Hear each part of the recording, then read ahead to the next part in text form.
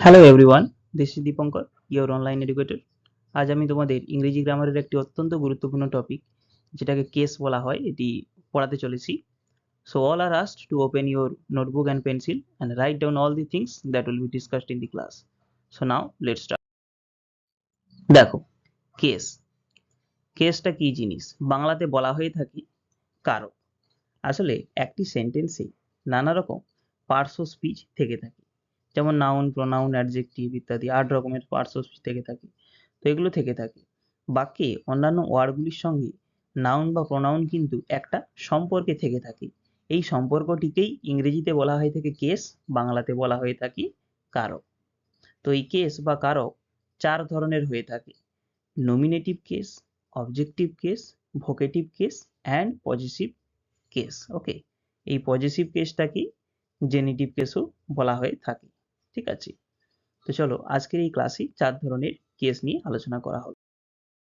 প্রথমে আসি nominative case. Nominative case এর বাংলা অর্থ হলো কর্তৃকার। এটি the subject of a particular sentence. দেখো, একটা সেন্টেন্সের সাবজেক্টকে, ঠিক আছে, সাবজেক্ট যে নাউন বা প্রোনাউন দিয়ে তৈরি হয়, সেই সেই সাবজেক্টটাকেই বলা হয়ে থাকে নমিনেটিভ কেস। যেমন দেখে নাও, রাম প্লেজ ফুটবল।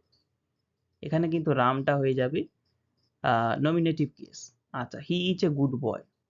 আচ্ছা, বলে রাখি, অবজেক্ট, যে সমস্ত সেন্টেন্সের অবজেক্ট থেকে থাকে, তো সেক্ষেত্রে এই সাবজেক্টিভ পার্টটাকে নমিনেটিভ কেস বলা হয়। কিন্তু যদি কমপ্লিমেন্ট থাকে, তাহলে কিন্তু এই কমপ্লিমেন্ট অংশটা হয়ে যাবে নমিনেটিভ কেস। যেমন he is a good boy, এখানে বয়টা হিকেই বোঝানো হয়েছে, তাই বয়টা হয়ে যাবে nominative case. Curzon divided Bengal, Curzon বাংলাকে বিভক্ত করেছিল, কার্জন হয়ে যাবে নমিনেটিভ কেস।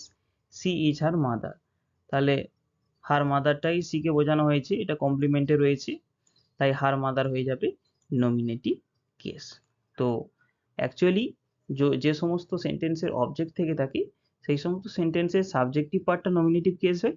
আর যে সমস্ত সেন্টেন্সের কমপ্লিমেন্ট থেকে থাকে, সেই সমস্ত সেন্টেন্সের লাস্ট পার্টটা, অবজেক্টিভ পার্টটা হয়ে থাকবে নমিনেটিভ কেস। ঠিক আছে, নেক্সট। তো আশা করছি সাবজেক্টিভ তোমরা এই নমিনেটিভ কেসটি বুঝতে পারলে। এরপরে দেখো অবজেক্টিভ কেস। অবজেক্টিভ কেস একে বাংলাতে বলা হয়ে থাকে কর্মকারক। Hmm, generally the objective part of a sentence is called an objective case. কোনো সেন্টেন্সের একটা অবজেক্টিভ পার্টকে বলা হয়ে থাকবে অবজেক্টিভ কেস। অর্থাৎ একটা সেন্টেন্স যার মধ্যে একটা ট্রান্সিটিভ ভার্ব থাকবে এবং যেটা অবজেক্ট থেকে থাকবে, সেই অবজেক্টটিকেই বলা হয়ে থাকবে অবজেক্টিভ কেস। এটা খুবই সহজ বোঝার মতন একটা বিষয়। যেমন ধরো, রোহিত প্লেস ক্রিকেট। এটা সরি, স্পেলিং মিস্টেক, CRI হবে, রোহিত প্লেস ক্রিকেট। তো এখানে ক্রিকেটটা অবজেক্টিভ পার্টে রয়েছে এবং এটি একটি অবজেক্টিভ কেস।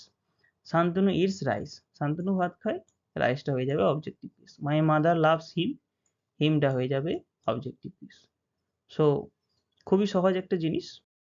নেক্সট দেখে নাও, এই যে অবজেক্টিভটা আমরা পড়লাম, অবজেক্টিভ কেস, এখানে একটা বোঝার মতন বিষয় রয়েছে। দু ধরনের অবজেক্ট হয়ে থাকে, একটা ডিরেক্ট অবজেক্ট আর একটা ইনডিরেক্ট অবজেক্ট। যদি কোনো সেন্টেন্সের একটি মাত্র অবজেক্ট থাকে, তাহলে কোনো সমস্যা নেই, কিন্তু ওই অবজেক্টিভ কেস হয়ে যাচ্ছে। কিন্তু যে সমস্ত সেন্টেন্সে অবজেক্ট দুটো থেকে থাকে, সেক্ষেত্রে কিন্তু আমাদের প্রসঙ্গটা চলে আসে ডিরেক্ট অবজেক্ট এবং ইনডিরেক্ট অবজেক্ট এর। তাই আমাদের ডিরেক্ট অবজেক্ট এবং ইনডিরেক্ট অবজেক্ট কি জিনিস, সেটা আমাদের জেনে নিতে হবে। দেখো, ডিরেক্ট অবজেক্টকে আমরা অ্যাকুজেটিভ অবজেক্টও বলে থাকি, ইনডিরেক্ট অবজেক্টকে ডেটিভ অবজেক্টও বলে থাকি। Generally the non living thing will be the direct object and the living thing will be the indirect object. যে সমস্ত নন লিভিং থিংগুলো রয়েছে, বস্তুবাচক, সেগুলো সমস্ত ডিরেক্ট অবজেক্ট হয়ে থাকে অথবা অ্যাকুজেটিভ অবজেক্ট হয়ে থাকে। আর যেগুলো লিভিং থিং হয়ে থাকে, পশু প্রাণী মানুষ, এরা সমস্ত কিন্তু ইনডিরেক্ট অবজেক্ট এবং একেই ডেটিভ অবজেক্টও বলা হয়ে থাকে। যেমন ধরে নাও, হি টট মি ইংলিশ, সে আমাকে ইংরেজি পড়িয়েছিল। টিচ থেকে টট, দেখো এখানে কিন্তু দুটো অবজেক্ট রয়েছে, মি আর ইংলিশ। মিটা রয়েছে একটা লিভিং অবজেক্ট আর ইংলিশটা রয়েছে নন লিভিং অবজেক্ট। এই নন লিভিং অবজেক্ট এটা হয়ে যাবে ডিরেক্ট অবজেক্ট, নন লিভিংটা ইংলিশটা হয়ে যাবে ডিরেক্ট অবজেক্ট বা অ্যাকুজেটিভ অবজেক্ট, মিটা হয়ে যাবে ইনডিরেক্ট অবজেক্ট বা ডেটিভ অবজেক্ট। আবার নিচের সেন্টেন্সে দেখে নাও, she gave me a pen, ঠিক আছে, তাহলে মিটা রয়েছে অবজেক্ট, এ পেনটাও রয়েছে, তাহলে পেনটা হয়ে যাবে, এ পেন হয়ে যাবে ডিরেক্ট অবজেক্ট আর মিটা হয়ে যাবে ইনডিরেক্ট অবজেক্ট। দেখো স্টুডেন্টস, যদি এখানে সি গেভ এ পেন, যদি শুধু এটা থাকতো সি গেভ এ পেন, সে একটি পেন দিয়েছিল, তাহলে কিন্তু এটা ডিরেক্ট অবজেক্ট হয়ে যেত, কোনো ডিরেক্ট ইনডিরেক্টের প্রসঙ্গ আসতোই না। কিন্তু যখন দুটো অবজেক্ট থাকবে তখন এই প্রসঙ্গটা আনতে হবে, ঠিক আছে। আর এইখানে অনেক বইতে দেওয়া রয়েছে ডেটিভ কেস বলে, ঠিক আছে। অ্যাকচুয়ালি ডেটিভ কেস আর অন্য কিছু নয়, এই ডেটিভ অবজেক্টটাকেই ডেটিভ কেস বলা হয়। আবার কিছু কিছু বইতে অ্যাকুজেটিভ কেসও বলা হয়ে থাকে। অ্যাকুজেটিভ কেস অন্য কিছু না, এই ডিরেক্ট অবজেক্টটাকেই বলা হয়ে থাকে অ্যাকুজেটিভ কেস, আর এই ইনডিরেক্ট অবজেক্টটাকে বলা হয়ে থাকে ডেটিভ কেস, ঠিক আছে। So nothing to worry about it, hope it is clear to you. Next দেখো ভোকেটিভ কেস। ভোকেটিভ মানে কি? ভোকেটিভ হচ্ছে তোমার সম্বোধন বাচক কারক। কিছু কিছু সেন্টেন্স রয়েছে যে সমস্ত সেন্টেন্সে কাউকে সম্বোধন করে বলা হয়, অ্যাড্রেস করে বলা হয়, হ্যাঁ। When a noun is used for the sake of address, it is called vocative case. যখন কাউকে সম্বোধন করে কিছু বলা হয়ে থাকে তখন সেটাকে বলা হবে ভোকেটিভ কেস। যেমন ধরে নাও, অর্জুন কাম হিয়ার, অর্জুনকে বলা হচ্ছে অর্জুন এখানে এসো, তাহলে অর্জুনটা হয়ে যাবে ভোকেটিভ কেস। গো দেয়ার পল্লবী, পল্লবী সেখানে যাও, হ্যাঁ, তো পল্লবীটা হয়ে যাবে ভোকেটিভ কেস। আরও ইল মধু, মধু তুমি কি অসুস্থ, তাহলে মধুটা হয়ে যাবে ভোকেটিভ কেস, ঠিক আছে।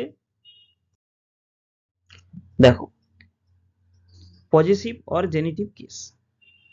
আচ্ছা, পজেসিভ অর জেনিটিভ কেস বলতে কি না, to show ownership, just a minute dear students, okay. দেখো possessive or genitive case, to show ownership over someone or something, কোনো কিছু বা কারোর প্রতি একটা অধিকার বোঝাবে, হ্যাঁ, পজেসিভনেস হবে, বোঝাবে, সেক্ষেত্রে আমরা পজেসিভ আর জেনেটিভ কেসটা ব্যবহার করব। যেমন ধরে নাও দিস ইজ মাই ফ্রেন্ড, এই যে মাই কথাটা ইউজ করা হয়েছে, এর দ্বারা কিন্তু কোনো কিছুর উপরে অধিকার বোঝাচ্ছে, হ্যাঁ, তাই এটা হয়ে যাবে possessive or genitive case. That is our house, এখানে আওয়ারটা হয়ে যাবে possessive or genitive case. This is his shirt, হিজটা হয়ে যাবে possessive or genitive case.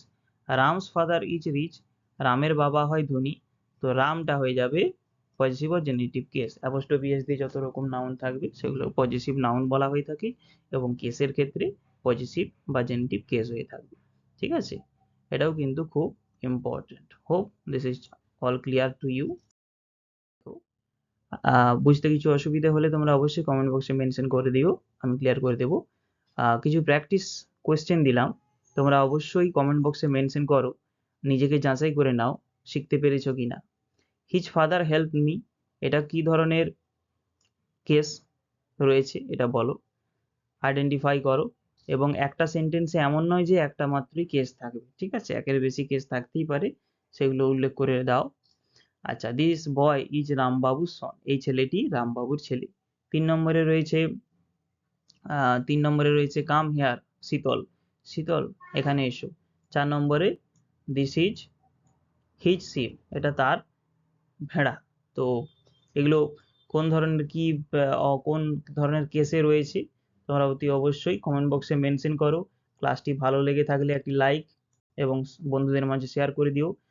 Thank you for staying with me, tata.